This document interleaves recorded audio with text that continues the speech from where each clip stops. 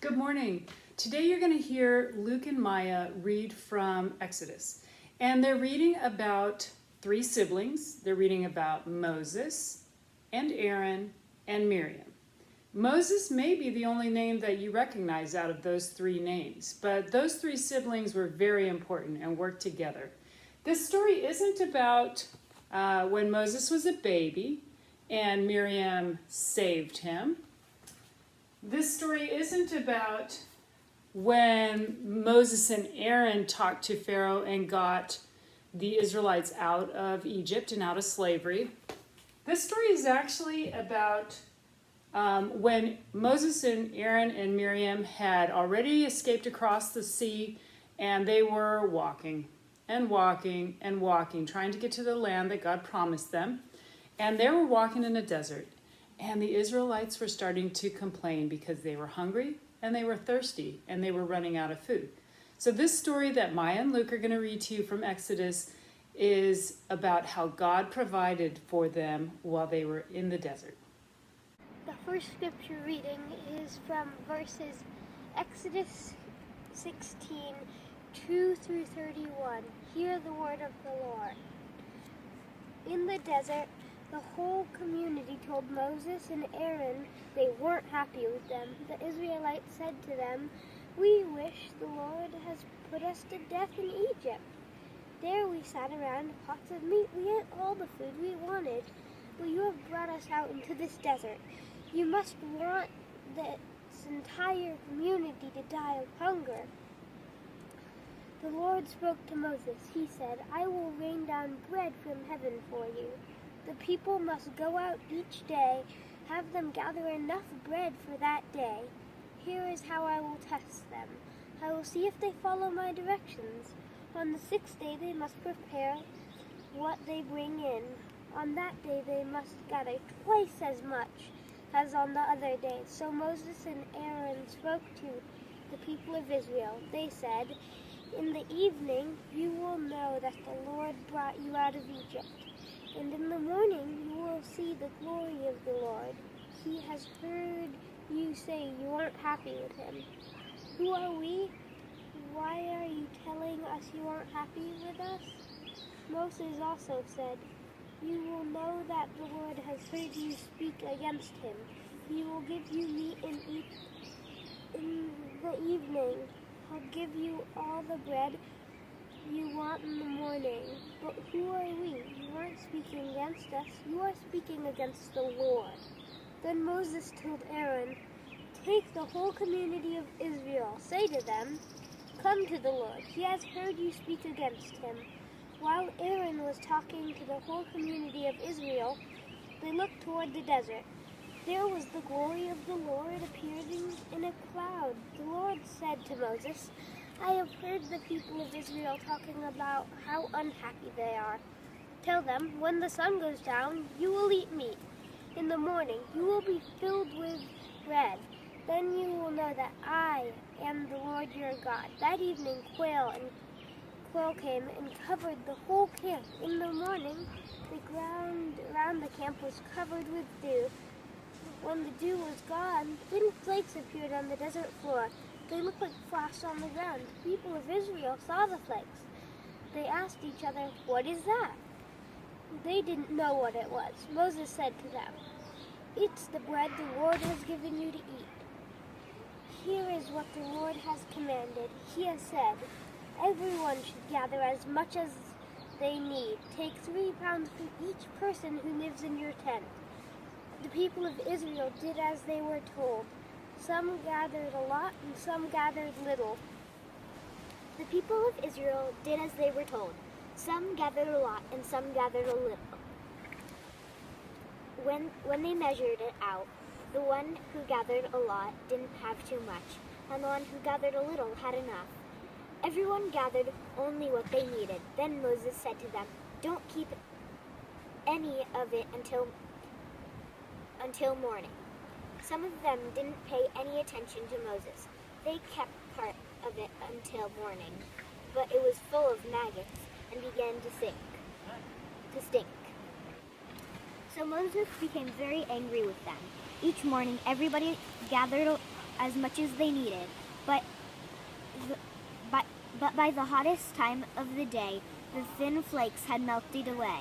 On the sixth day, the people gathered twice as much. It amounted to 6 pounds for each person.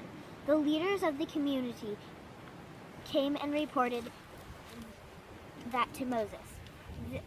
He said to them, "Here is what the Lord commanded." He said, "Tomorrow will be the day of rest. It will be the holy Sabbath day. It will be set apart for the Lord. So bake what you want to bake, boil what you want to boil, save what is left. Keep it until morning." So they saved it until morning, just as Moses commanded. It didn't sink or get maggots in it. "Eat it today," Moses said. "Today is the Sabbath day to honor the Lord. You won't find any flakes on the ground today. Gather them for 6 days. But on the seventh day, there won't be any. It's the Sabbath day." In spite of what Moses said, some of the people went out on the seventh day to gather the flakes, but they didn't find any. The Lord spoke to Moses. He said, "How long will all of you refuse to obey my commands and my teachings? Keep in mind that I have given you the Sabbath day. That is why on the sixth day I will give you bread for 2 days. Everyone must stay where they are on the seventh day. No one can go out." So the people rested on the seventh day. The people of Israel called the bread manna. It was like coriander seeds. It tasted like wafers made with honey. I wasn't quite sure what coriander was, so I looked it up. And it's in the same family as cilantro. So I'm imagining that manna must have been little flakes or wafers that tasted sweet and savory, which is actually one of my favorite combinations, sweet and savory. I thought I would talk to a few more children at Presby Camp this week and see what they thought manna might look or taste like. Harry, so you've heard of manna in the Bible. What do you think it looked like? Like if you found it on the ground in the morning, what food do you think it would look like? I think the first thing I think about is like homemade pita that you can like rip with your hands. But it did say it was sweet, so it kind of reminds me of like a concha, which is, like this sweet bread. Oh, yeah. Cool. Yeah. Okay. Nowadays, like what food do we have? Bread. Bread? What kind of bread? Maybe like a really nice homemade loaf of like sourdough or something. Cool. Sweet. So Amanda thought maybe it was bread. What do you think you would want to go out and pick up off the ground in the morning if you had to pick up manna or food?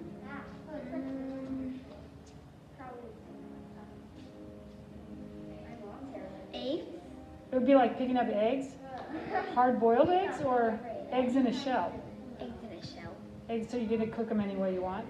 Off the ground that God provided. And it was one thing. What would you want it to be? Finley, you go first. French long bread. French bread. Is it like for breakfast or for? It's your choice. What would be the best thing you think? But it's one thing. Donuts. Donuts. Well, our story's not done just yet. The Israelites have gotten manna and they've gotten quail from God every night while they're wandering through the desert. Except, of course, the sixth day. They get twice as much and they save it so they can rest and not travel on the Sabbath. But the Israelites are still complaining. They're now thirsty and they want some water.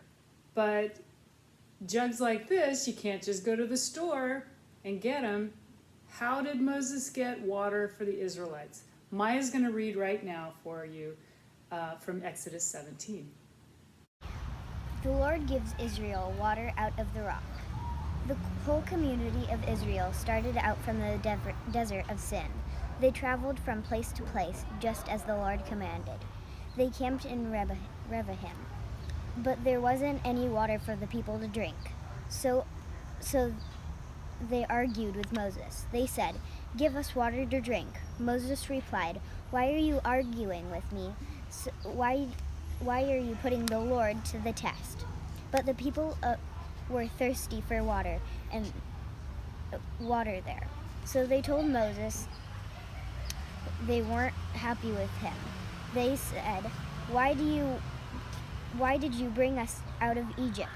Do you want our children and our livestock to die of thirst? Then Moses cried out to the Lord. He said, What am I going to do with these people? They are almost ready to kill me by throwing stones at me. The Lord answered Moses. He said, Walk on ahead of the people. Take some of the elders of Israel along with you. Take in your hand a wooden staff you used when you struck the Nile River. Go. I will stand out there in front of you by the rock at Mount Herbo. Hit the rock. Then water will come out of it for people to drink. So Moses hit the rock in the sight of the elders of Israel.